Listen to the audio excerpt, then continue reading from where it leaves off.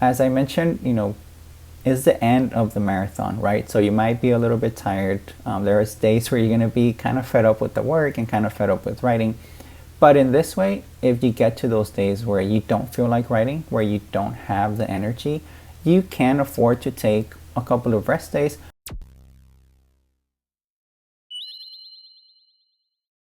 Welcome to Latino PhD, where my PhD experiences and realizations help with your aspirations.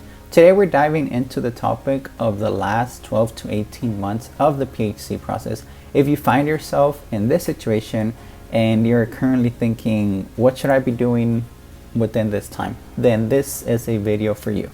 What I want to talk about is the reality check and the list of next steps I wish I had during this time frame of the last 12 to 16 months to be able to make the most out of it. So let's jump into the question. The context here is that this video is inspired by the r/PhD subreddit, where a user has asked the following question. Their title says, advice going into the expected last 1 and 1.5 years of PhD. I am in my 4th year of a cancer research PhD program in the US. I am hoping to finish by the end of next summer, 2026. However, I am feeling completely unprepared and without good mentorship to get me through to the end now. I am my advisor's first PhD student. We are also very separated from other labs, so I don't know many other students. I've already started working on my manuscript figures and know most experiments I still need to do to finish them. I've also started writing, mostly the methods and a little of the results. My committee has asked me to present in figure format at my next meeting, likely in May. Is there anything you wish you knew or did different in your last 1 and 1.5 years of your PhD, especially when writing and submitting your research manuscript, prepping and presenting at committee meetings, and writing your dissertation? So first off, thank you to the user for submitting that question and sharing that experience. And we'll talk about the reality check if things are to stay the same and not change. So you mentioned that you are a 4th year student, which means you're close to finishing.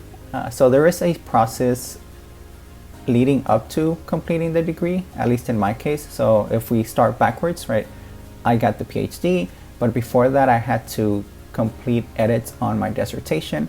Before that I had to complete a private examination with my committee. Before that I had to do a public presentation of summarizing my work.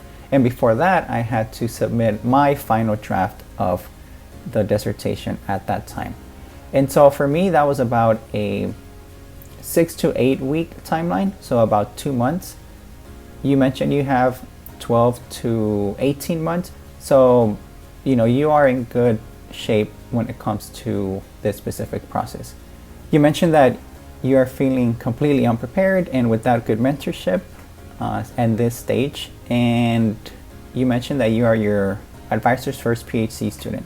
The reality here is that both of you are learning about the process. While on paper and officially it may be a responsibility of your advisor to provide that mentorship, it seems that that's not the case, and I'm sorry to hear that. In a perfect world, if advisors are willing to take on a student, then they should be able to provide that mentorship and support.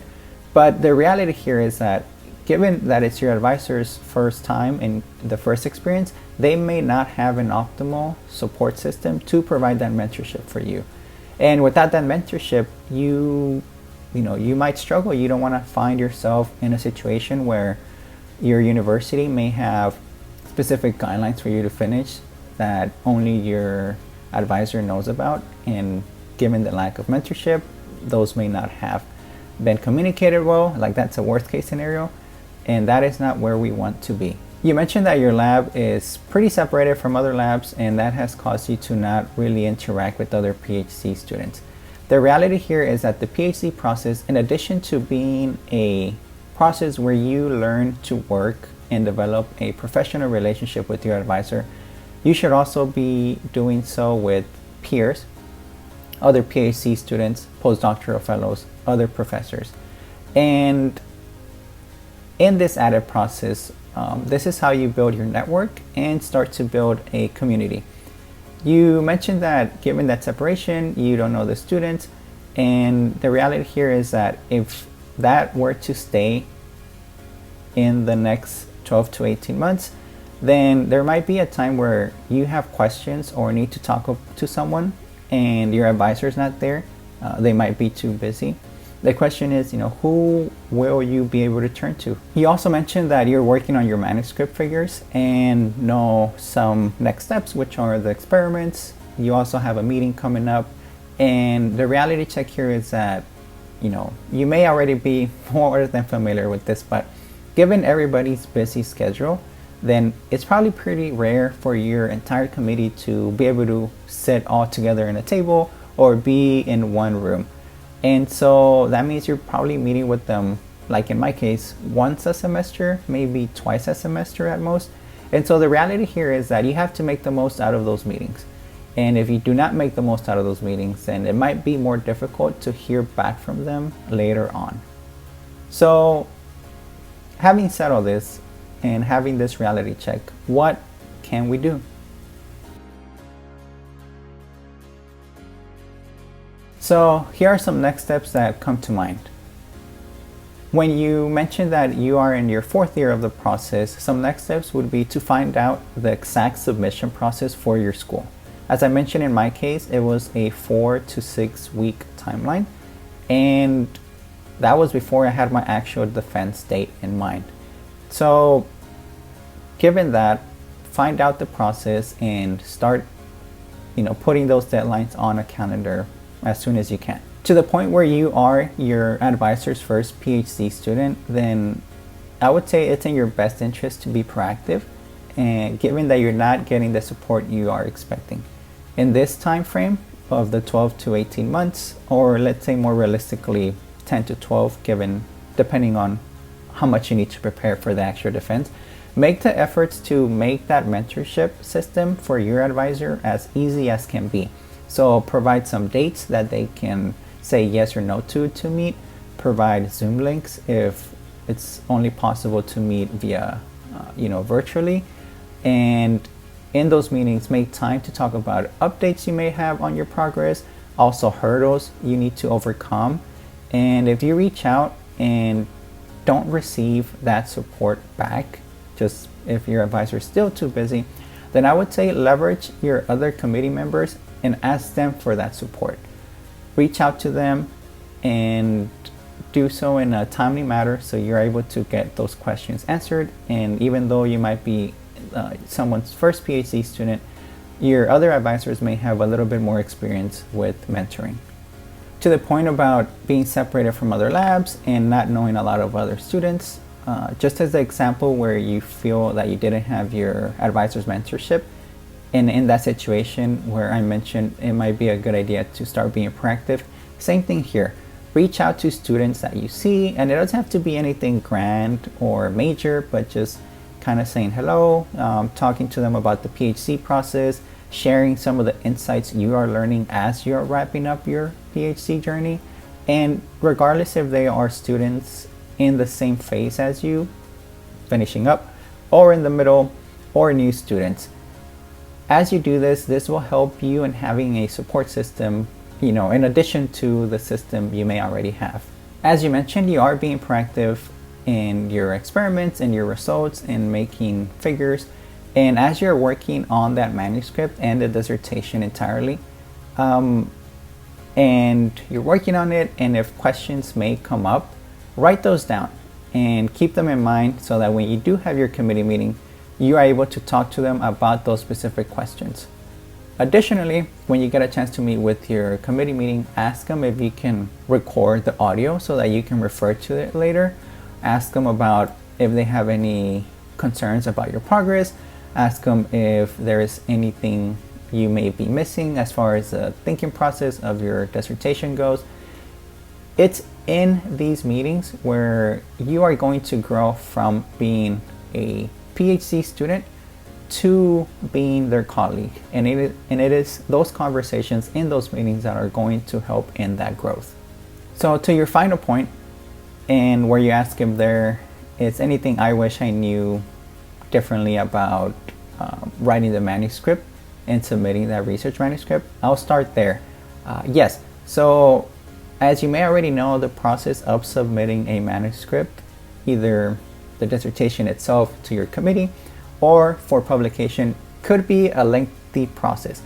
It may take a couple of months for the collaborators or the editors to get back to you. So I would say schedule in that time to ensure that whatever your goal is in publishing, if you want to publish before you graduate, right around when you graduate, have that timeline in mind. Additionally, depending on how your first half of the PhD process was, this next half may be a little bit more difficult.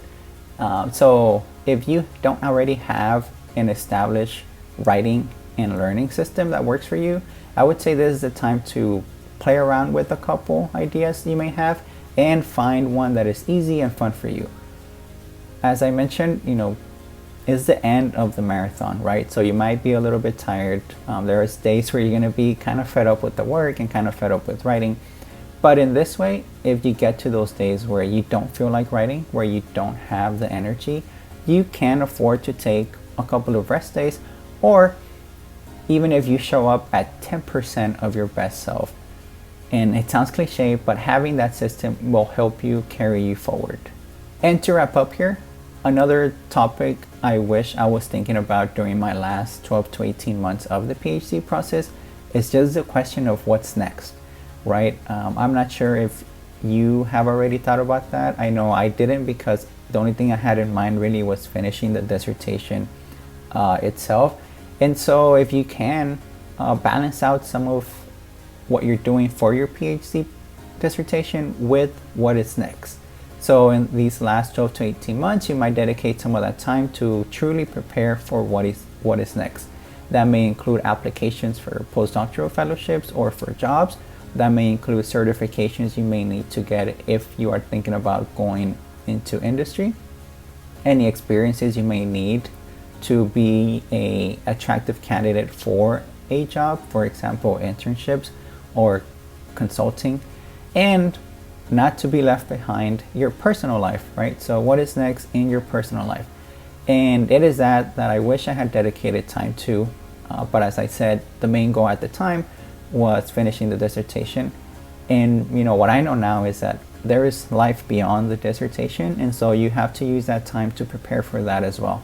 So as I mentioned before, this is the last stretch of the marathon, right? It's the last stretch of your PhD, and in being proactive, you should be able to build the support you need and prepare for what's next.